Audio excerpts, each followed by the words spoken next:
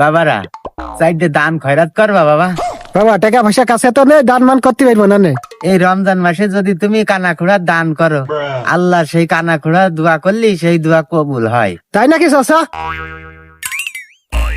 হে আল্লাহ, এই রমজান মাসে তোমার একটা পবিত্র বান্দা এই কানাঘোড়া দান করেছে আল্লাহ, তুমি তা টানতে টানতে নিজে বেহেস্তের ভোগে বসি থিও আল্লাহ। কি হইলে বাপ?